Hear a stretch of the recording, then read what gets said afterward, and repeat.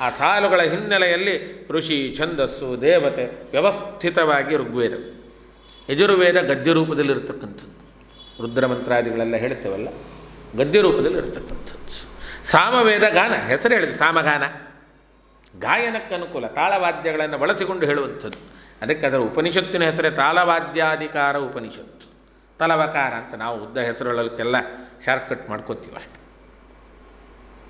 ಈ ವೇದಗಳ ಬಳಕೆಯನ್ನು ಯಾವ ಯಾವ ಉದ್ದೇಶ ಇಟ್ಟುಕೊಂಡು ಹೇಗೆ ಹೇಳಬೇಕು, ಅದರಲ್ಲಿ ಮತ್ತೆ ಯುತಿಸ್ವರ ಇದೆಯಾ, ಸ್ವರ ವ್ಯತ್ಯಾಸ ಮಾಡಬೇಕಾ, ಯಾವ ಪದಕ್ಕೆ ಸ್ವರ ವ್ಯತ್ಯಾಸ ಮಾಡಬೇಕು, ಯಾವ ಯಾವ ಮಂತ್ರಗಳನ್ನು ಸಂಕಲೀಕರಣ ಮಾಡಬೇಕು, ಇದನ್ನೆಲ್ಲ ಅಥರ್ವವೇದ ಹೇಳ್ತಾವೆ. ಹಾಗಾಗಿ ತ್ರಯಿ ಅಂತ ವೇದಗಳಿಗೆ ಹೆಸರು. ತ್ರಯಿ, ತ್ರಯ್ಯಾಹ ವಿಕಾಸಕಂ. ಆ ವೇದಗಳನ್ನು ಕ್ರಮಬದ್ಧಗೊಳಿಸಿಕೊಟ್ಟು ಅದರ ಅರ್ಥ ತಿಳ್ಕೊಳ್ಳೋಕ್ಕೆ ಬ್ರಹ್ಮಸೂತ್ರಗಳ ರಚನೆ ಮಾಡಿಕೊಟ್ಟವರು. ಮತ್ತು ಮುಂದಿನ ಮತ್ತೊಂದು ಪದ್ಯದಲ್ಲೂ ಹೇಳ್ತಾರೆ ಸದ್ಬ್ರಹ್ಮಸೂತ್ರ ಅಂತ. ಹಾಗೆ ವೇದಾರ್ಥಗಳ ಚಿಂತನೆಗೆ ಬೇಕಾದ ವ್ಯವಸ್ಥೆ ಮಾಡಿಕೊಟ್ಟಂತಹ ವೇದವ್ಯಾಸರು ಅಂದರೆ ಮತ್ತೆ ಯಾರೋ ಒಬ್ಬ ಋಷಿ ಅಂತ ತಿಳ್ಕೋಬಾರ್ದು. ಯಾಕೆಂದರೆ ಒಂದು ಸಾಲು ಸಿಗತ್ತೆ ನಮಗೆ ಪುರಾಣದಲ್ಲಿ, ವ್ಯಾಸ ಕಶ್ಚನ ಋಷಿ ಪುರಾಣೇ ತಾಮಸೇ ಸ್ಮೃತಃ. ವೇದವ್ಯಾಸರು ಅಂದರೆ ಯಾರು? ಒಬ್ಬ ಋಷಿ. ಅದಕ್ಕೆ ಮತ್ತೊಂದು ಬೇರೆ ವಿವಾದ ಹುಟ್ಟಿ ಹಾಕಿದ್ದುಂಟು. ಅಪಾಂತರತಮ ಅನ್ನೋ ಋಷಿ ವೇದವ್ಯಾಸರು. ಹಾಗಲ್ಲ, ಅಜಂ ಸ್ಪಷ್ಟ ನಿರ್ಣಯ ಕೊಡ್ತಾರೆ ಯಾರು ತ್ರಯ್ಯಾ ವಿಕಾಸಕಮಜಂ, ಸಾಕ್ಷಾತ್ ಪರಮಾತ್ಮನೇ. ಹಾಗಾದ್ರೆ ಪುರಾಣದ ವಾಕ್ಯಕ್ಕೆ ಏನರ್ಥ ಹೇಳಬೇಕು? ಕಶ್ಚನ ಋಷಿ, ಒಬ್ಬ ಋಷಿ. ಕಶ್ಚನ ಋಷಿ ಅನ್ನೋದಕ್ಕೆ ಅಷ್ಟೋ ಇಷ್ಟೋ ಮಂತ್ರಗಳನ್ನು ಹೇಳಿಕೊಟ್ಟದ್ದಲ್ಲ, ಎಲ್ಲ ಮಂತ್ರಗಳನ್ನು ಮೊದಲು ಉಪದೇಶ ಮಾಡಿದ್ದೇ ವ್ಯಾಸರು. ಅನಿರ್ದಿಷ್ಟ ಜ್ಞಾನ ಇರತಕ್ಕಂಥವ್ರು ಅಂತ. ಯಾಕೆಂದರೆ ವ್ಯಾಕರಣಶಾಸ್ತ್ರ ಒಂದು ನಿಯಮ ಹೇಳಿಬಿಡುತ್ತೆ, ಕಿಂ ಶಬ್ದದ ಜೊತೆಗೆ ಚಿತ್ ಚನ ಅನ್ನೋ ಪದ ಸೇರಿಸಿದ್ರೆ ಅನಿರ್ದಿಷ್ಟ ಅರ್ಥಗಳು. ಇಷ್ಟೇ ಅಂತ ಹೇಳಲಿಕ್ಕಿಲ್ಲ, ಇದೇ ಅಂತ ಹೇಳಲಿಕ್ಕಿಲ್ಲ, ದಟ್ಸ್ ಇಟ್ ಅನ್ನೋ ಹಾಗೇ ಇಲ್ಲ. ಎಷ್ಟು ಮಂತ್ರಗಳು ವ್ಯಾಸರು ಉಪದೇಶ ಮಾಡಿದರೂ ಅವರವರ ಯೋಗ್ಯತೆಗೆ ಸಾಧ್ಯ ಇರುವಷ್ಟು ಉಪದೇಶ ಮಾಡಿಬಿಟ್ಟಿದ್ದಾರೆ, ಜ್ಞಾನ ಕೊಟ್ಟುಬಿಟ್ಟಿದ್ದಾರೆ. ಹಾಗಾಗಿ ವ್ಯಾಸಗಾಯತ್ರಿಯನ್ನು ಹೇಳುವಾಗ ಆಚಾರ್ಯರು ಹೇಳಿದ್ದು ಪೂರ್ಣ ಜ್ಞಾನಾಯ ವಿದ್ಮಹೆ ಪೂರ್ಣಾನಂದಾಯ ಧೀಮಹಿ. ಹೌದಲ್ಲ? ಆದ್ದರಿಂದ ಎಲ್ಲರ ಅಜ್ಞಾನವನ್ನು ಕಳೆದು ಜ್ಞಾನ ಕೊಡುವುದಕ್ಕೋಸ್ಕರವೇ ಬಂದಂತಹ ಸಾಕ್ಷಾತ್ ಪರಮಾತ್ಮನ ಅವತಾರ. ಅದಕ್ಕೆ ಅವರನ್ನು ಅಜ ಅಂತ ಕರೆದು. ವ್ಯಾಸ ಕಶ್ಚನ ಋಷಿ. ಮತ್ತು ತಾಮಸೆ ಅಲ್ಲ, ಅದು ಪೂರ್ವರೂಪ ಸಂಧಿ, ಸ್ವಲ್ಪ ಬಿಡಿಸ್ಕೋಬೇಕಷ್ಟೆ. ಪುರಾಣೇ ಅತಾಮಸೆ ಸ್ಮೃತಃ. ಸ್ವಲ್ಪ ಏಕಾರ ಎಳೆದು ಹೇಳಿಬಿಟ್ರೆ ಅಕಾರ ಸ್ಪಷ್ಟ. ಯಾವುದೋ ಒಂದು ತಾಮಸ ಪುರಾಣ ಹೇಳಿದರೆ ಉಳಿದ ಸಾತ್ವ ಪುರಾಣಗಳೆಲ್ಲ ಸಾಕ್ಷಾತ್ ಪರಮಾತ್ಮ ಜ್ಞಾನಾನಂದಮಯ ಅಂತ ಹೇಳ್ತಾ ಉಂಟಪ್ಪ. ಹಾಗಾಗಿ ಅವನನ್ನು ಅಜ ಅಂತ ತಿಳ್ಕೋಬೇಕು, ಜನ್ಮರಹಿತ. ತ್ರಯ್ಯಾ ವಿಕಾಸಕಮಜಂ ಅಂಥ ವೇದವ್ಯಾಸದೇವರನ್ನ ಯಾವತ್ತೋ ಒಂದು ದಿವಸ ಉಪಯಕರ್ಮದ ದಿವಸ ವೇದವ್ಯಾಸದೇವರು ಪೂಜೆ ಮಾಡಿಬಿಟ್ರೆ ಮುಗೀತು. ವ್ಯಾಸ ಪೂರ್ಣಿಮಾ, ವೇದವ್ಯಾಸ ಜಯಂತಿ, ಅವತ್ತೊಂದು ದಿವಸ ವೇದವ್ಯಾಸ ಅಲ್ಲ, ನಿತ್ಯದಲ್ಲಿ ಮುಹುಹು ಮತ್ತೆ ಮತ್ತೆ ವೇದವ್ಯಾಸದೇವರ ಚಿಂತನೆ ಮಾಡ್ತಾ ಇದ್ದರೆ ಒಳ್ಳೆ ಜ್ಞಾನ ಬರುತ್ತೆ, ಒಳ್ಳೆ ಜ್ಞಾನ ಬರುತ್ತೆ. ಅದಕ್ಕೆ ಮುಹುಹು ಅಂತರೇವ. ಎಲ್ಲೋ ಒಂದು ಪ್ರತೀಕದಲ್ಲಿ ಪೂಜೆ ಮಾಡಿದ್ವಿ, ಉಪಯಕರ್ಮದ ದಿವಸ ಕಲಶ ಇಟ್ಟು ವೇದವ್ಯಾಸದೇವರಿಗೆ ಪೂಜೆ ಮಾಡಿಬಿಟ್ರೆ ಇನ್ನು ಮುಂದಿನ ವರ್ಷದ ತನಕ ಲೆಕ್ಕಕ್ಕಿಲ್ಲ. ಅಲ್ಲ, ನಿತ್ಯ ನಮ್ಮ ಮನಸ್ಸಿನಲ್ಲಿ ನಿರಂತರ ಅವರ ಚಿಂತನೆ ಮಾಡುವಾಗ ಹೇಗೆ ಮಾಡಬೇಕು? ಗುರುಗಳ ಅಂತರ್ಯಾಮಿತ್ವೇನ ಚಿಂತನೆ ಮಾಡಬೇಕು. ಯಾಕೆಂದರೆ ವಿದ್ಯೋಪದೇಶಕರಾದ್ದರಿಂದ ಅವರೊಳಗೆ ನಿಂತು ವ್ಯಾಸರೂಪದಿಂದ ನಮಗೆ ಜ್ಞಾನ ಕೊಡ್ತಾ ಇದ್ದಾನೆ ಭಗವಂತ. ಅದಕ್ಕೆ ಹೇಳುವ ತಮ್ಮ ಗುರುಗಳನ್ನು ಹೇಳಿ ವೇದೇಶಪಾದ ಜಲಜಂ ಹೃದಯ ಸಾಧು ಕೃತ್ವ ಅಂತರೇವ. ವೀರೇಶ ತೀರ್ಥರ ಚಿಂತನೆ ಮಾಡ್ತಾ ಅವರ ಅಂತರ ಒಳಗಿರುವ ವೇದವ್ಯಾಸದೇವರನ್ನು ಪ್ರಾರ್ಥನೆ ಮಾಡುತ್ತೇನೆ. ಏನಂತ? ಶ್ರುತಿ ವಿಕಾಸಕ ಹಸ್ತದಾನಂ. ಆ ವೀರಾರ್ಥ ಚಿಂತನೆಗೆ ಬೇಕಾದ ಅನುಗ್ರಹ ಮಾಡುವ ಹಸ್ತದಾನಂ ಪಾಣಿಗ್ರಹಣ. ಪಾಣಿಗ್ರಹಣ ಶಬ್ದ ನಾವು ಬೇರೆ ಅರ್ಥದಲ್ಲಿ ಹೇಳ್ತೀವಿ, ಅದು ಹಾಗಲ್ಲ. ಗುರುಗಳು ನಮ್ಮನ್ನು ಕೈ ಹಿಡಿದು ನಡೆಸುವಂತೆ ಗುರುಗಳ ಅಂತರ್ಯಾಮಿಯಾಗಿ ವೇದವ್ಯಾಸರಿಯವರು ನಿಂತುಕೊಂಡು ನಮಗೆ ಬೇಕಾದ ಜ್ಞಾನವನ್ನು ಕೊಡುತ್ತಾ, ಅಂತಹ ಪ್ರಾರ್ಥನೆಯನ್ನು ಮಾಡ್ತಾ ವಿಶೇಷವಾಗಿ ಹೇಳುತ್ತಾ ಎಲ್ಲರಿಗೆ ಜ್ಞಾನ ಕೊಡಲಿಕ್ಕೆ ಬಂತು. ಬ್ರಹ್ಮಾದಿ ದೇವತೆಗಳಿಗೆ ವಿಶೇಷವಾದ ಉಪದೇಶ ಮಾಡಿದಂಥವ ಪರಮಾತ್ಮ.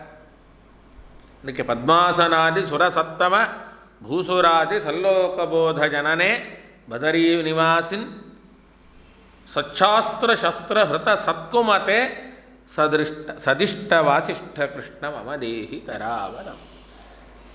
ವಸಿಷ್ಠರ ಸಂತತಿಯಲ್ಲಿ ಅವತಾರ ಮಾಡಿ ವಾಸಿಷ್ಠ ಕೃಷ್ಣ ಅಂತ ಕರೆಸಿಕೊಂಡವ. ಇಬ್ಬರು ಕೃಷ್ಣ ಅಂತ ಕರೆದದ್ದೇ. ವೇದವ್ಯಾಸದೇವರನ್ನು ಕೃಷ್ಣ ಅಂತ ಕರೆದಿದ್ದಾರೆ. ಪರಮಾತ್ಮನ ಕೃಷ್ಣಾವತಾರ ಅದಂತೂ ಪ್ರಸಿದ್ಧ ಕೃಷ್ಣ. ಅವನು ಯಾದವ ಕೃಷ್ಣ, ಇವನು ವಾಸಿಷ್ಠ ಕೃಷ್ಣ, ಅಷ್ಟೇ ವ್ಯತ್ಯಾಸ ಅಷ್ಟೆ. ಆದರೆ ಆ ಕೃಷ್ಣಾವತಾರದಲ್ಲೂ ವಸಿಷ್ಠ ಗೋತ್ರ ಅಂತಲೇ ಹೇಳಿಕೊಂಡದ್ದು. ಅದಕ್ಕೆ ಭವಿಷ್ಯೋತ್ತರ ಪುರಾಣ ಪ್ರಮಾಣ ಕೊಡುತ್ತೆ. ಶ್ರೀನಿವಾಸ ಕಲ್ಯಾಣದ ಕಥೆ ಕೇಳುವಾಗ ಪ್ರಸಿದ್ಧಿ ಇದೆ ಅಲ್ಲ, ಪರಮಾತ್ಮ ತನ್ನ ಪರಿಚಯ ಮಾಡಿಕೊಂಡ. ಹೇಗೆ ಮಾಡಿಕೊಂಡ? ತಂದೆ ವಸುದೇವ, ತಾಯಿ ದೇವಕಿ. ಗೋತ್ರ ಯಾವುದು? ಗೋತ್ರಂ ವಾಸಿಷ್ಠ ಸಂಜ್ಞಕಂ, ವಸಿಷ್ಠ ಗೋತ್ರವೇ. ಹಾಗಾದ್ರೆ ಗುರುತು ಹಿಡಿಯೋದು ಹೇಗೆ ಅಂದರೆ, ಇವನು ವಾಸಿಷ್ಠ ಕೃಷ್ಣ. ವಸಿಷ್ಠರ ಮಕ್ಕಳಾದ ಶಕ್ತಿ ಋಷಿಗಳು, ಅವರ ಮಕ್ಕಳಾದ ಪರಾಶರರು, ಅವರಿಗೆ ಮಗನಾಗಿ ಅವತಾರ ಮಾಡಿದ್ದಾನೆ. ಹಾಗಾಗಿ ವಾಸಿಷ್ಠ ಕೃಷ್ಣ. ಆ ಹಿನ್ನೆಲೆಯಲ್ಲಿ ವೇದವ್ಯಾಸದೇವರನ್ನ ವಾಸಿಷ್ಠ ಕೃಷ್ಣ ಅಂತ ಕರ.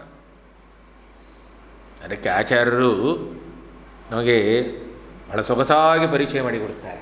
ಕಲಶಾವಾಹನೆ ಮಾಡುವಾಗ ಯಾವ ಯಾವ ಪರಮಾತ್ಮನ ರೂಪಗಳು ಹೇಳಬೇಕು ಅಂದರೆ, ಏಕಪಂಚಾಶದ್ವರ್ಣಾನಾಂ ಚತುರ್ವಿಂಶತಿ ಮೂರ್ತಯ ಆತ್ಮಾದ್ಯ ವಾಸುದೇವಾದ್ಯ ವಿಶ್ವಾದ್ಯ ಮತ್ಸ್ಯಕಚ್ಛಪೌ ಅಂತ ಆರಂಭ ಮಾಡಿ ದಶಾವತಾರ ಹೇಳ್ತಾನೆ. ಕೃಷ್ಣಾವತಾರಕ್ಕೆ ಬರಬೇಕಾದ್ರೆ ವಾಸಿಷ್ಠ ಯಾದವೌ ಕೃಷ್ಣೌ ಆತ್ರೇಯೋ ಬುದ್ಧ ಕಲ್ಕಿನೋ. ವಾಸಿಷ್ಠ ಯಾದವೌ ಕೃಷ್ಣೌ, ವಾಸಿಷ್ಠ ಕೃಷ್ಣ, ಯಾದವ ಕೃಷ್ಣ ಅಂತ ಹೀಗೆ ಚಿಂತನೆ ಮಾಡಿ. ಎರಡೂ ಕೃಷ್ಣನೇ. ಅಂತಹ ವ್ಯಾಸಾವತಾರಕ್ಕೆ ಕಾರಣ ಬ್ರಹ್ಮಾದಿ ಸಮಸ್ತ ದೇವತೆಗಳು ಕೂಡ ಪರಮಾತ್ಮನನ್ನು ಪ್ರಾರ್ಥನೆ ಮಾಡಿದ್ದಾರೆ. ಗೌತಮರ ಶಾಪದಿಂದಾಗಿ ಎಲ್ಲ ಕಡೆ ಜ್ಞಾನ ಸ್ತಬ್ಧ. ಗೌತಮಸ್ಯ ಋಷೇ ಶಾಪಾತ್ ಜ್ಞಾನೇತು ಅಜ್ಞಾನತಾಂಗತೆ. ಸಂಕೀರ್ಣ ಬುದ್ಧಯೋ ದೇವಾ ಬ್ರಹ್ಮರುದ್ರ ಪುರಸ್ಸರಾಹ ಶರಣ್ಯಂ ಶರಣಂ ಜಗ್ಮುಹು ನಾರಾಯಣಮನಾಮಯಂ. ಬ್ರಹ್ಮಾದಿ ದೇವತೆಗಳೆಲ್ಲ ಸಜ್ಜನರಿಗೆ ಜ್ಞಾನ ಬೇಕು, ಅದಕ್ಕಾಗಿ ನೀನು ಅವತಾರ ಮಾಡಿ ಜ್ಞಾನ ಕೊಡು ಅಂತ ಪ್ರಾರ್ಥನೆ ಮಾಡುವಾಗ ಪರಮಾತ್ಮ ಸತ್ಯವತ್ಯಾಂ ಪರಾಶರಾತು ಜಾತಃ. ಸತ್ಯವತೀ ದೇವಿ ಪರಾಶರರು ಇಬ್ಬರ ಮಗನಂತೆ ಅವತಾರ ಮಾಡಿದೆ. ಎಲ್ಲಿ ಅವತಾರ ಮಾಡಿದ್ದು? ಅರ್ಕ ಆತ್ಮಜ ಜಲತರಂಗ ವಿಚಾರಿಚಾರು ವಾಯೂಪನೀತ ಶುಭಗಂಧತರೀಯವಾಸಿನ್ ಅರ್ಕಪ್ರಭೈಣವರ ಚರ್ಮಧರೋರುಧಾಮನ್ ವಾಸಿಷ್ಠ ಕೃಷ್ಣ ಮಮ ದೇಹಿ ಕರಾವಲಂಬಂ.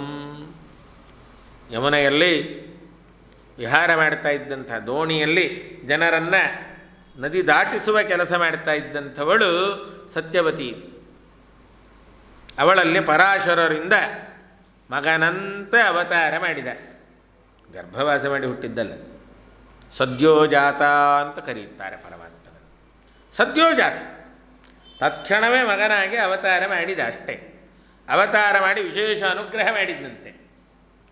ಮಕ್ಕಳು ಹುಟ್ಟಿದ ಮೇಲೆ ಅವರನ್ನು ಯಾರೂ ಕನ್ಯಾ ಅಂತ ಕರೆಯೋಲ್ಲ. ಒಬ್ಬ ಹೆಣ್ಣು ಮಗುವಿಗೆ ವಿವಾಹ ಆಗಿ ಗರ್ಭಧಾರಣೆ ಮಾಡಿ ಮಗು ಹುಟ್ಟಿತ್ತು, ಆಮೇಲೆ ಯಾರು ಅವಳನ್ನ ಕನ್ಯಾ ಅಂತ ಕರೀತಾರೇನು? ಇಲ್ಲ. ಆದರೆ ವ್ಯಾಸಾವತಾರ ಆದರೂ ಕೂಡ ಸತ್ಯವತಿಯ ಕನ್ಯಾತ್ವಕ್ಕೆ ಭಂಗ ಇಲ್ಲ. ಅದಕ್ಕೆ ಯಾರು ಬಾರೇ ಮುಂದೊಂದು ಒಳ್ಳೆ ಶಬ್ದ ಬಳಸ್ತಾರೆ. ಕಾನೀನ ಮದ್ಗುರು ಸುಸೇವ್ಯ ಪದಾಬ್ಜಯುಗ್ಮ ವಾಸಿಷ್ಠ ಕೃಷ್ಣ. ಕಾನೀನ ಅಂತ ಕನ್ಯೆಯ ಮಗನಾಗಿ ಹುಟ್ಟಿದ. ಹಾಗಾದ್ರೆ ವಿವಾಹ ಆಗಿರಲಿಲ್ವ ಕನ್ಯೆನವಳು? ಅಲ್ಲ, ಮಹಾಭಾರತ ಹೇಳುತ್ತೆ ಬಹಳ ಅದ್ಭುತ ರೀತಿಯಿಂದ ದೇವತೆಗಳೇ ಸೇರಿ ವಿವಾಹ ಮಾಡಿದ್ರು ಅವಳು. ದೇವತಾ ವಿವಾಹ. ಅವಳ ಕನ್ಯಾತ್ವಕ್ಕೆ ಭಂಗ ಇಲ್ಲ. ಇದ್ದ ದೋಷ ಪರಿಹಾರ ಮಾಡಿದ ಪರಮಾತ್ಮ. ಸತ್ಯವತಿಯ ದೇಹದಲ್ಲಿದ್ದ ಮತ್ಸ್ಯಗಂಧವನ್ನು ತೆಗೆದು ಹಾಕಿ ಯೋಜನಗಂಧಿಯನ್ನು ಮಾಡಿಬಿಟ್ಟ ಅವಳನ್ನ. ಅದಕ್ಕೆ ಯಾರು ಸೂಚನೆ ಕೊಡ್ತಾರೆ, ಶುಭಗಂಧತರೀಯವಾಸಿನ್, ಶುಭಗಂಧತರಿ ಅಂತ.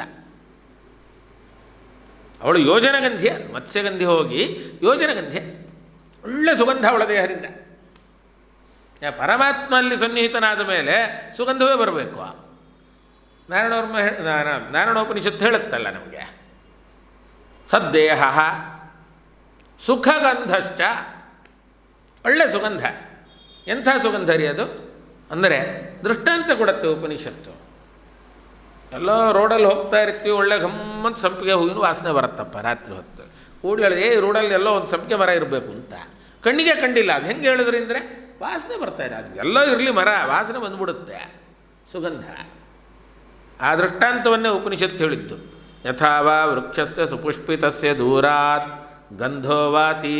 ನೋಡಿ, ಹಾಗೆ ಅಂತಹ ಪರಮಾತ್ಮ ಅಲ್ಲಿ ಇದ್ದು ಅನುಗ್ರಹ ಮಾಡಿದ ಮೇಲೆ ಆ ದೇಹ ಸುಗಂಧಮಯವಾಗೇ ಇರಬೇಕು, ದುರ್ಗಂಧ ಬರ್ಲಿಕ್ಕೆ ಸಾಧ್ಯ. ಅಂಥ ವಿಶೇಷ ಅನುಗ್ರಹ ಮಾಡಿದಂಥವ ಆ ಪರಮಾತ್ಮನನ್ನು ಪ್ರಾರ್ಥನೆ ಮಾಡುತ್ತೇವೆ.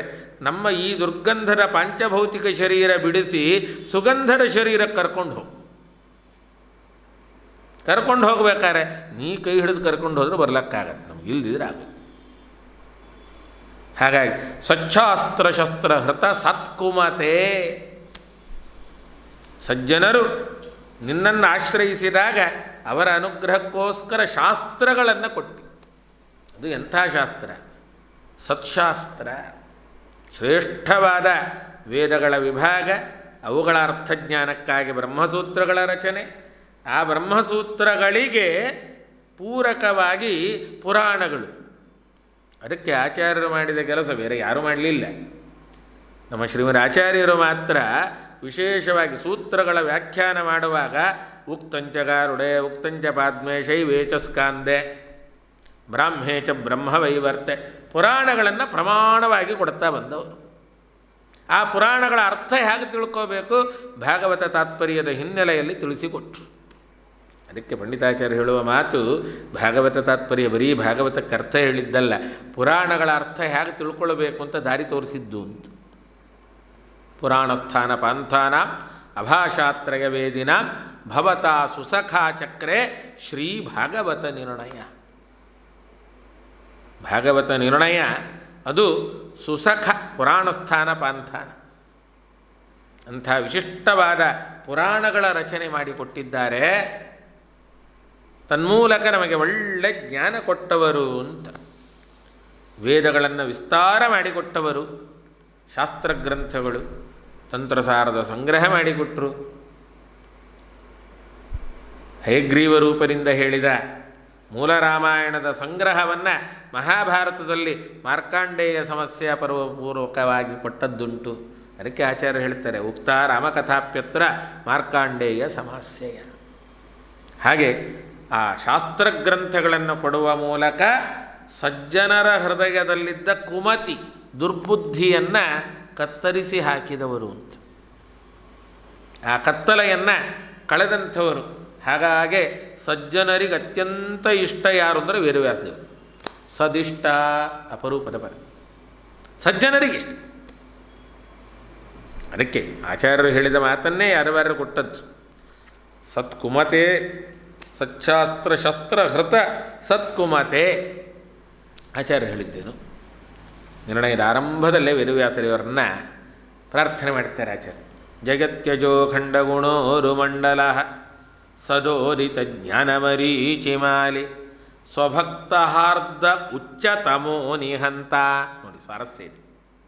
ಸ್ವಭಕ್ತಹಾರ್ದ ಉಚ್ಚತಮೋ ನಿಹಂತ. ನೀಚತಮಸ್ಸೊಂದು ಬೇರೆ ಇದೆಯಾ? ಸಾಮಾನ್ಯವಾದ ಅಜ್ಞಾನ ಇದೆಯಲ್ಲ, ಅದು ನೀಚತಮಸ್ಸು. ಉಚ್ಚತಮಸ್ಸು ಅಂದರೆ ಶಾಸ್ತ್ರಾಧ್ಯಯನ ಮಾಡಿದ್ದೀವಿ, ಇನ್ನೂ ನಮಗೆ ನಿಷ್ಠೆ ಬಂದಿಲ್ಲ, ಇನ್ನೂ ಸಂದೇಹ, ವಿಪರೀತ ಜ್ಞಾನ, ಇವುಗಳನ್ನೆಲ್ಲ ವ್ಯಾಸರ ಸೂತ್ರಗಳು, ಪುರಾಣ ವಾಕ್ಯಗಳು ಕಳೆದು ದೂರ ಮಾಡುತ್ತವೆ. ಹಾಗಾಗಿ ಸ್ವಭಕ್ತ ಹಾರ್ದೋಚ್ಚತಮೋ ನಿಘಂತ ವ್ಯಾಸಾವತಾರೋ ಹರಿರಾತ್ಮ ಭಾಸ್ಕರ.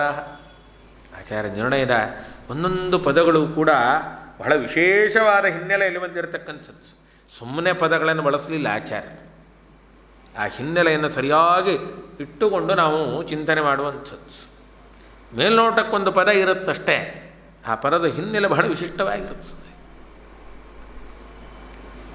ಅದಕ್ಕೆ ಒಂದೇ ಒಂದು ಸಣ್ಣ ದೃಷ್ಟಾಂತ ಹೇಳುವುದಾದರೆ ಸುಂದರಕಾಂಡದ ಒಂದು ಮಾತಿದೆ, ಬಹಳ ಸ್ವಾರಸ್ಯ. ನಚೇತ್ ಪ್ರದಾಸ್ಯಸಿ ತ್ವರನ್ ರಘುತ್ತಮ ಪ್ರಿಯಾಂತದ ಸಪುತ್ರ ಮಿತ್ರ ಬಾಂಧವೋ ವಿನಾಶಮಾಶು ಯಾಸ್ಯಸಿ. ಹನುಮಂತೇವರು ಹೇಳಿದರಂತೆ, ನೋಡು, ಸೀತಾದೇವಿಯನ್ನು ತಂದು ಒಪ್ಪಿಸದೆ ಹೋದರೆ ಪರಿವಾರ ಸಮೇತ ವಿನಾಶಂ ಆಶು ಯಾಸ್ಯಸಿ, ನಾಶ ಆಗ್ಬಿಡ್ತೀಯ, ನಾನು ಒಪ್ಪಿಸ್ತೀನಿ, ಏನಾಗತ್ತೆ ಅಂತ. ಉತ್ತರ ಎಲ್ಲಿದೆ ಹೇಳಿಲ್ವೇ? ಇಲ್ಲ, ಅಲ್ಲೇ ಉತ್ತರ ಇದೆ ಅಂದರು. ಹಾಗೆ ವಿನಾಶಂ ಆಶು ಯಾಸ್ಯಸಿ ಪ್ರದಾಸ್ಯಸಿ ಚೇತ್, ನ ಚೇತ್ ಪ್ರದಾಸ್ಯಸಿ ವಿನಾಶಮಾಶು ಯಾಸ್ಯಸಿ. ಪ್ರದಾಸ್ಯಸಿ ಚೇತ್ ವಿನಾ ಏನರ್ಥ? ವಿಹಿ ಪಕ್ಷಿ ಪರಮಾತ್ಮನೋ, ವಿ ಅನ್ನೋ ಅಕ್ಷರ ಪರಮಾತ್ಮ ಅಂತ ಅರ್ಥ ಹೇಳುತ್ತೆ. ಪರಮಾತ್ಮ ನಿನಗೆ ಮಂಗಳ ಮಾಡ್ತಾನಪ್ಪ, ಕೊಟ್ಬಿಟ್ಟು. ರಾವಣನಿಗೆ ಆ ಬುದ್ಧಿಯೇ ಇಲ್ಲ, ಮತ್ತೆ ಯಾಕೆ ಹೇಳಬೇಕಾಗಿತ್ತು ಅಂದರೆ ಆ ಅರ್ಥದಲ್ಲಲ್ಲ. ಸೀತಾಕೃತಿಯನ್ನು ಒಪ್ಪಿಸ್ಲಿಕ್ಕೆ ಹೇಳಿದ್ದು, ಸೀತೆಯನ್ನು ಒಪ್ಪಿಸೋ ಪ್ರಶ್ನೆ ಇಲ್ಲ. ಸೀತಾಕೃತಿ ಅಂದರೆ ಯಾವುದು? ವೇದಾದಿಗಳೆಲ್ಲ ಸೀತೆಯ ಆಕೃತಿಯೇ. ಸಕಲ ವಾಂಗ್ಮನೋ ದೇವತಾಯ ಜಯತೀರ್ಥರ ಮಾತಿದೆ. ಸಕಲ ವೇದಗಳಿಗೆ ಅಭಿಮಾನಿ ದೇವತೆ ಲಕ್ಷ್ಮೀದೇವಿ, ಅವಳನ್ನು ರಾಮದೇವರಿಗೆ ಒಪ್ಪಿಸಬೇಕು ಅಂದರೆ ಏನರ್ಥ? ಎಲ್ಲ ವೇದಗಳನ್ನು ಪರಮಾತ್ಮನ ಪರವಾಗಿ ಚಿಂತನೆ ಮಾಡಬೇಕು. ಮಾಡಿದರೆ ಪರಮಾತ್ಮ ಮಂಗಳ ಮಾಡ್ತಾನೆ, ಮಾಡದೆ ಹೋದರೆ ದುಃಖ ಅನುಭವಿಸ್ತೀವಿ. ಇಲ್ಲೇ ಸುತ್ತಾಡ್ತಾ ಕೂತಿರ್ತೀವಿ. ಸ್ವರ್ಗದ ಪುಣ್ಯ ಸಿಗ್ಬೋದು ಒಂಚೂರು ಯಜ್ಞ ಮಾಡಿದ್ದಕ್ಕೆ, ಅಲ್ಲಿ ಹೋಗ್ತೀವಿ, ಅನುಭವಿಸ್ತೀವಿ. ಲೀಸ್ ಪೀರಿಯಡ್ ಮುಗೀತು, ಮನೆ ಖಾಲಿ ಮಾಡ್ಕೊಂಬರ್ಬೇಕು ಅಷ್ಟೇ, ವಾಪಸ್, ಇನ್ನೇನಿಲ್ಲ. ಹೌದಲ್ಲ? ತೇತಂ ಭುಕ್ತ ಸ್ವರ್ಗಲೋಕಂ ವಿಶಾಲಂ ಕ್ಷೀಣೆ ಪುಣ್ಯ ಮರ್ತ್ಯಲೋಕಂ ವಿಶಾಲ. ಮತ್ತಿಂದು ಅದಕ್ಕೆ ಸಚ್ಚಾಸ್ತ್ರದ ಚಿಂತನೆ ಮಾಡಿದರೆ ಮನಸ್ಸಿನಲ್ಲಿರತಕ್ಕಂಥ ಕುಮತಿ ದುರ್ಬುದ್ಧಿಗಳನ್ನೆಲ್ಲ ದೂರ ಮಾಡುತ್ತಾನೆ. ಹಾಗಾಗಿ ಅವನು ಸಜ್ಜನರಿಗಿಷ್ಟ. ಸಚ್ಚಾಸ್ತ್ರ ಶಸ್ತ್ರ ಹೃತ ಸತ್ಕುಮತೆ ಸದಿಷ್ಟ ವಾಸಿಷ್ಠ ಕೃಷ್ಣ ಮಮ ದೇಹಿಕರ. ಆಮ್ನಾಯ ವಿಸ್ತರ ವಿಶಾರದ ಶಾರದೇಶ ಭೂತಾಧಿಪಾರಿ ಸುರ ಸಂಸ್ಥಿತ ಪಾದ ಪದ್ಮ. ಆ ವೇದಗಳ ಅರ್ಥಚಿಂತನ ಕ್ರಮವನ್ನು ಕ್ರಮಬದ್ಧವಾಗಿ ಬ್ರಹ್ಮಾದಿಗಳಿಗೆ ತಿಳಿಸಿಕೊಟ್ಟವ, ಬ್ರಹ್ಮದೇವರಿಗೆ, ರುದ್ರದೇವರಿಗೆ. ಅದಕ್ಕೆ ಶಾರದೇಶ ಭೂತಾಧಿಪಾದಿ ಸುರ ಸಂಸ್ಥಿತ ಪಾದ ಕ್ರಮ ಪ್ರಕಾರ ತಾರತಮ್ಯವನ್ನು ಹೇಳಿಕೊಡ್ತಾರೆ. ಹೇಗೆ ತಿಳ್ಕೋಬೇಕು? ಬ್ರಹ್ಮದೇವರು, ರುದ್ರದೇವರು, ಇಂದ್ರದೇವರು ಈ ಕ್ರಮದಲ್ಲೇ ಮೊದಲು ಶಾರದಾ ಈಶಾ, ಶಾರದೇಶ ಬ್ರಹ್ಮ, ಆಮೇಲೆ ಭೂತಾಧಿಪ ಸಮಸ್ತ ಭೂತಗಣಗಳಿಗೆ ಅಧಿಪತಿ ರುದ್ರದೇವರು. ಇವರೇ ಮೊದಲಾದ ಸಮಸ್ತ ದೇವತೆಗಳು ನಿತ್ಯದಲ್ಲಿ ವ್ಯಾಸರ ಅನುಗ್ರಹವನ್ನು ಪಡೆದು ವೇದವ್ಯಾಸರಿವರ ಚಿಂತನೆಯನ್ನು ಮಾಡಿ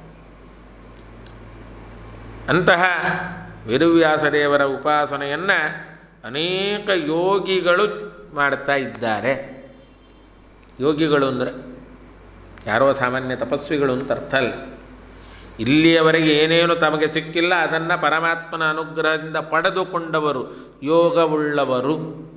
ಯೋಗ ಶಬ್ದದ ಅರ್ಥ ಆಚಾರ್ಯ ಗೀತಾ ಭಾಷೆಯಲ್ಲಿ ಹೇಳಿದ್ದು. ಯೋಗಕ್ಷೇಮಂ ವಹಾಮಿ ಅಂದರೆ ಯೋಗ ಅಪ್ರಾಪ್ತಸ್ಯ ಪ್ರಾಪ್ತಿ. ಯಾವ ವಿಷಯಗಳ ಅರ್ಥಜ್ಞಾನ ನಮಗೆ ಬಂದಿಲ್ಲ ಅದನ್ನು ವ್ಯಾಸರು ಕೊಟ್ಟಿದ್ದಾರೆ ನಮಗೆ. ಹಾಗಾಗಿ ವಿಶಿಷ್ಟವಾದ ಮಾತು ಪಂಡಿತಾಚಾರ್ಯ ಹೇಳುತ್ತಾರೆ, ನಮಗಿರುವ ಅಜ್ಞಾನವನ್ನು ದೂರ ಮಾಡಲಿಕ್ಕೋಸ್ಕರ ಜ್ಞಾನ ಮುದ್ರೆ ತೋರಿಸಿದ್ದಾನೆ. ಜ್ಯತಿಹಸ್ತಾಗ್ರಮಬೋಧಮೀಶಿತು. ಆ ಜ್ಞಾನ ಮುದ್ರೆ ಒಳಗಿದ್ದ ಎಲ್ಲ ಸಂಶಯ, ವಿಪರೀತ ಜ್ಞಾನ, ಅಜ್ಞಾನ ಎಲ್ಲವನ್ನು ತುಂಡು ತುಂಡು ಮಾಡಿ ಹಾಕಿದೆಯಂತೆ. ಅದಕ್ಕೆ ಅಪರೂಪದ ಕ್ರಿಯಾಪದ ಬಳಸಿದ್ದು ದ್ಯತಿ ಅಂತ. ದೋ ಅವಖಂಡನೆ, ಪೂರ್ತಿ ಖಂಡ ತುಂಡ ಖಂಡನೆ ಮಾಡಿ ಹಾಕಿ ಒಳ್ಳೆ ಜ್ಞಾನ ಕೊಡ್ತಾರೆ. ಅಂತಹ ವಿಶಿಷ್ಟವಾದ ಜ್ಞಾನ ಪಡೆದುಕೊಂಡಂತಹ ಎಲ್ಲ ಜ್ಞಾನಿಗಳ ಹೃದಯದಲ್ಲಿ ವಾಸ ಮಾಡಿದವ. ಯೋಗಿ ಹೃದಯ ಅಮಲ ಕಂಜವಾಸ ವಾಸಿಷ್ಠ ಕೃಷ್ಣ. ಆ ಜ್ಞಾನ ಕೊಡ್ಲಕ್ಕೋಸ್ಕರವೇ ಸದ್ಬ್ರಹ್ಮಸೂತ್ರ ವರಭಾರತ ತಂತ್ರಪೂರ್ವ ನಿರ್ಮಾಣ ನಿರ್ಮಲಮತೆ ಅಖಿಲ ದೋಷ ದೂರ. ಯಾಕೆ ಕೆಲವು ಸಿದ್ಧಾಂತದವರು ಪಾಪ ವೇದವ್ಯಾಸದವ್ರಿಗೂ ಅಜ್ಞಾನ ಇದೆ ಅಂತ ಮಾಡಾಕ್ಬಿಟ್ಟಿದ್ದಾರೆ. ಪಾಪ ತಮಗಿರೋದನ್ನು ವೇದವ್ಯಾಸದವ್ರಿಗೆ ಹಾಕಿಬಿಟ್ರು ಅಷ್ಟೆ. ಅದಕ್ಕೆ ಅಖಿಲ ದೋಷ ದೂರ, ಯಾವ ದೋಷವೂ ಇಲ್ಲ, ಜ್ಞಾನಾನಂದಮಯರಾಗಿದೆ. ಅದಕ್ಕೋಸ್ಕರವೇ ಪಂಡಿತಾಚಾರ್ಯರು ಮಾಡಿಕೊಟ್ಟ ದೊಡ್ಡ ಉಪಕಾರ ಏನಪ್ಪ ಅಂದರೆ, ಆ ವೇದವ್ಯಾಸದೇವರ ವರ್ಣನೆ ಮಾಡುವಾಗ ಪರಮಾತ್ಮನ ಲಕ್ಷಣ ಎಲ್ಲ ಅಲ್ಲಿ ಸಮನ್ವಯ ಮಾಡ್ಕೊಂಡು ಹೋಗು. 7ನೇ ಸರ್ಗ ಓದುವಾಗ ಬರೀ 7ನೇ ಸರ್ಗ ಒಂದೇ ಇಟ್ಕೊಂಡು ಓದಿದರೆ ಅಷ್ಟೊಂದು ವಿಶೇಷ ಅನಿಸೋಲ್ಲ. ಅದರ ಜೊತೆಗೆ ತ್ರಿವಿಕ್ರಮ ಪಂಡಿತಾಚಾರ್ಯ ಮಾಡಿದ ವಿಷ್ಣು ಸ್ತುತಿ, ಆಚಾರ್ಯರ ವಿಶಿಷ್ಟವಾಗಿರತಕ್ಕಂತಹ ದ್ವಾದಶ ಸ್ತೋತ್ರದ ಒಂದು ಅಧ್ಯಾಯ, ಮೊದಲನೇ ಅಧ್ಯಾಯವೇ ವಿಶಿಷ್ಟವಾಗಿ ಎಲ್ಲ ಲಕ್ಷಣಗಳಲ್ಲಿ ಹೇಳಿದ್ದಾರೆ. ಅಂತೆ ಮತ್ತೆ 9ನೇ ಅಧ್ಯಾಯದಲ್ಲೂ ಹೇಳಿದ್ದಾರೆ. ಆ 2 ಅಧ್ಯಾಯಗಳು ಇಟ್ಕೊಳ್ಬೇಕು. ಅದರ ಜೊತೆಗೆ ಭಾಗವತದ ಕಪಿಲಗೀತೆಯ ಧ್ಯಾನಕ್ರಮ 3ಅನ್ನಿಟ್ಟುಕೊಂಡು 7ನೇ ಸರ್ಗ ಓದಿಬಿಟ್ರೆ ವೇದವ್ಯಾಸದೇವರು ಪರಮಾತ್ಮನ ಸಾಕ್ಷಾತ್ ಅವತಾರ ಅನ್ನೋದು ಸ್ಪಷ್ಟ ಆಗಿಬಿಡ್ತು. ಆರಂಭದಲ್ಲೇ ಪಾದದ ವರ್ಣನೆ ಮಾಡುವಾಗಲೇ ಅಲ್ಲಿ ಹೇಳುವಾಗ ಧ್ವಜವಜ್ರ ಅಂಕುಶ ಪದ್ಮಚಿಹ್ನವತ್ ಅಂತಾರೆ ಪಂಡಿತಾಚಾರ್ಯ. ಪರಮಾತ್ಮನ ಪಾದದ ಲಕ್ಷಣ ಏನು ಭಾಗವತ ಹೇಳುತ್ತೆ. ಸಂಚಿಂತಯದ್ಭಗವತಶ್ಚರಣಾರವಿಂದಂ ವಜ್ರಾಂಕುಶಧ್ವಜ ಸರೋರುಹ ಲಾಂಛನಾಢ್ಯಂ. ಅದೇ ಮಾತನ್ನು ಪಂಡಿತಾಚಾರ್ಯರು ಹೇಳ್ತಾರೆ. ಧ್ವಜ ವಜ್ರ ಅಂಕುಶ ಪದ್ಮಚಿಹ್ನವತ್. ಪಾದದಿಂದ ಆರಂಭ ಮಾಡಿ ಮುಖದವರೆಗೆ ಪರಮಾತ್ಮನ ಲಕ್ಷಣ ಏನೇನಿದೆಯೋ ಅಷ್ಟನ್ನು ವೇದವ್ಯಾಸದೇವರಲ್ಲಿ ಹೇಳಿ ತೋರಿಸ್ತಾರೆ. ಅದರ ಅರ್ಥ ಏನು? ವೇದವ್ಯಾಸದೇವರನ್ನ ಯಾರೋ ಒಬ್ಬ ಋಷಿ ಅಂತ ತಿಳ್ಕೋಬೇಡಿ, ಜ್ಞಾನಾನಂದಮಯನಾದ ಸಾಕ್ಷಾತ್ ಪರಮಾತ್ಮನ ಅವತಾರ. ಪರಮಾತ್ಮನೇ ವ್ಯಾಸರೂಪದಿಂದ ಬಂದದ್ದು, ಬೇರೆ ಯಾರು ಅಲ್ಲ. ಹಾಗಾಗಿ ವಿಶಿಷ್ಟವಾದ ಮಾತಿನಲ್ಲಿ ಎಚ್ಚರಿಕೆ ಕೊಡುತ್ತಾರೆ. ಆನಂದಪೂರ್ಣ ಕರುಣಾಕರ ದೇವದೇವ. ಆನಂದಪೂರ್ಣ, ಯಾವ ದೋಷ ಇಲ್ಲ, ಆನಂದ ತುಂಬಿದೆ.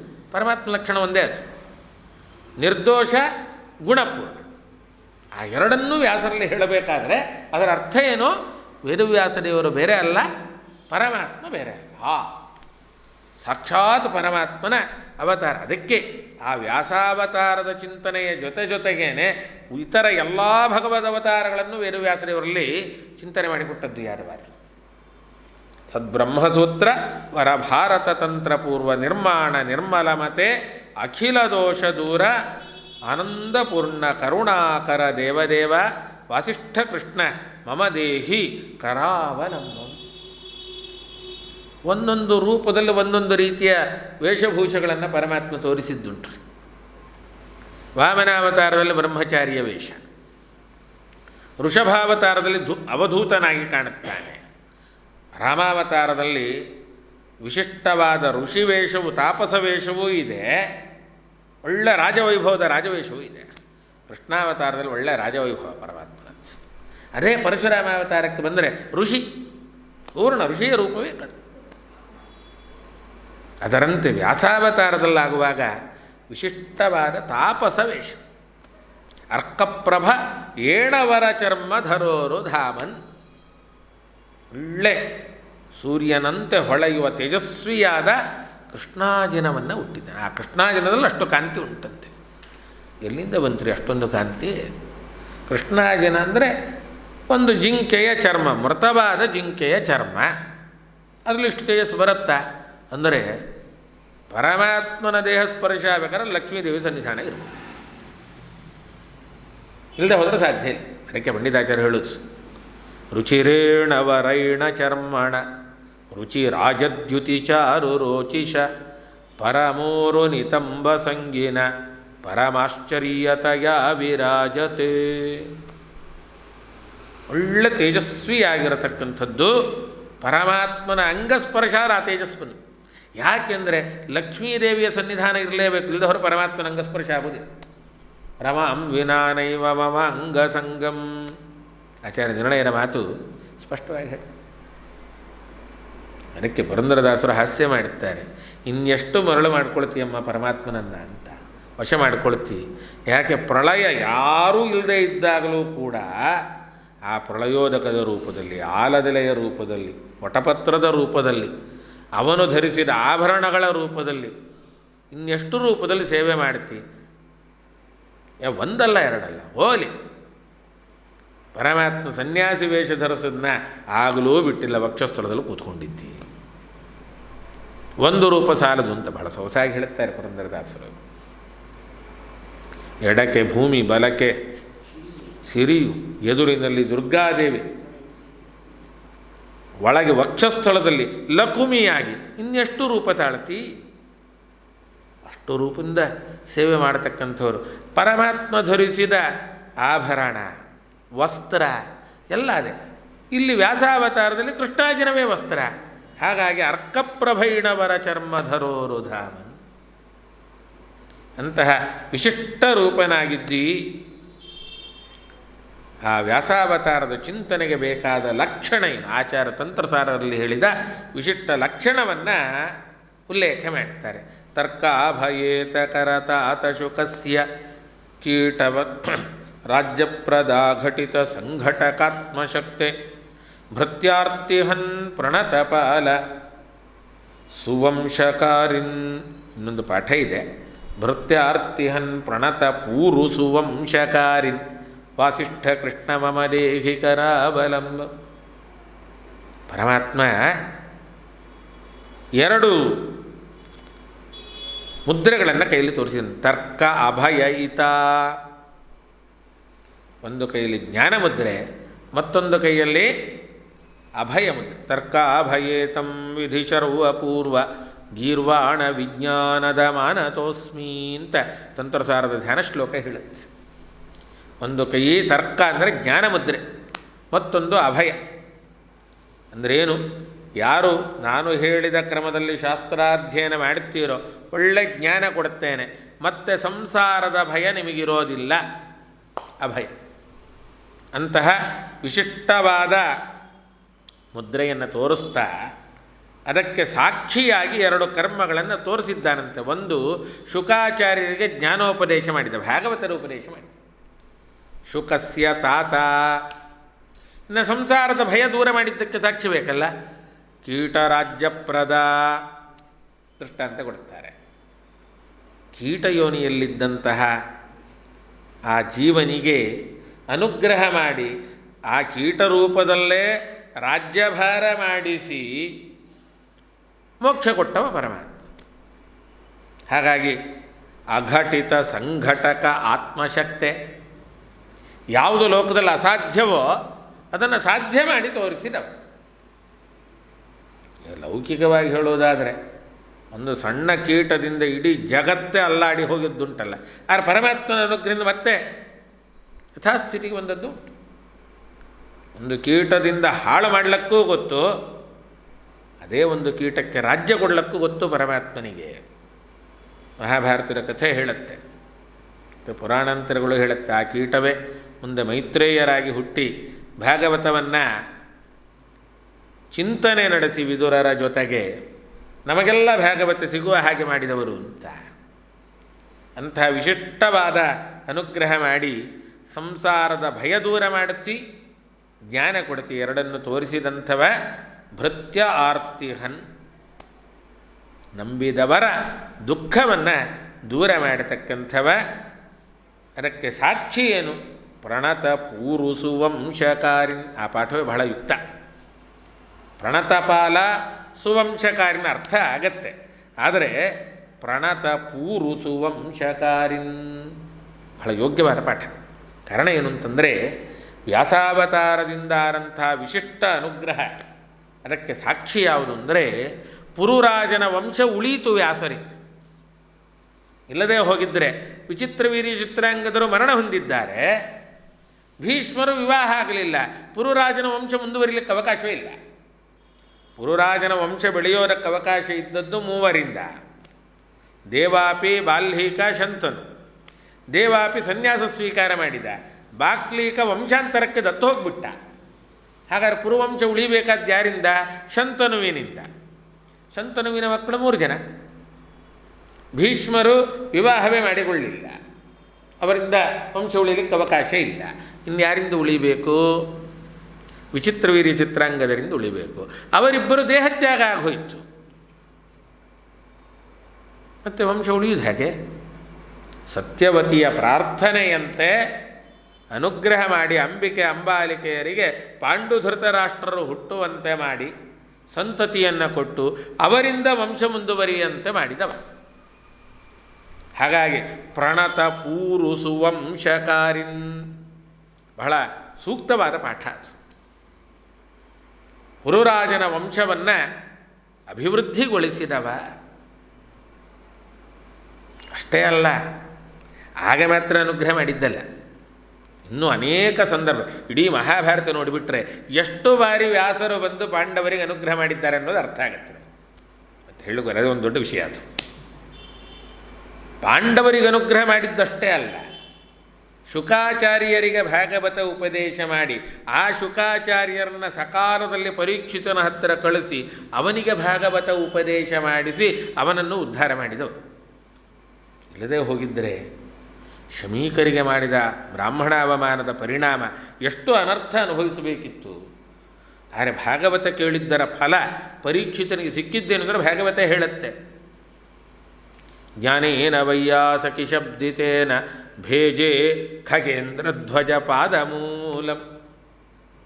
ವೈಯಾಸಕಿ ಶಬ್ದಿತೇನ ಜ್ಞಾನೇನ, ಶುಕಾಚಾರ್ಯರು ಉಪದೇಶ ಮಾಡಿದ್ದನ್ನು ಕೇಳಿ ತನ್ನ ಸಾಧನೆಯನ್ನು ಪೂರ್ಣ ಮಾಡಿಕೊಂಡು ಗರುಡಧ್ವಜನಾದ ಪರಮಾತ್ಮನ ಪಾದಾರವಿಂದ ಸೇರಿದ. ಇದು ವ್ಯಾಸರು ಮಾಡಿದ ಅನುಗ್ರಹ ಅಲ್ವಾ? ಪ್ರಣತ ಪೂರುಸು ವಂಶಕಾರಿನ್. ಇಲ್ಲದೆ ಹೋದರೆ ಬ್ರಾಹ್ಮಣ ಅವಮಾನದಿಂದ ಇಡೀ ವಂಶವೇ ಹಾಳಾಗಬೇಕಿತ್ತು. ವ್ಯಾಸರ ಅನುಗ್ರಹ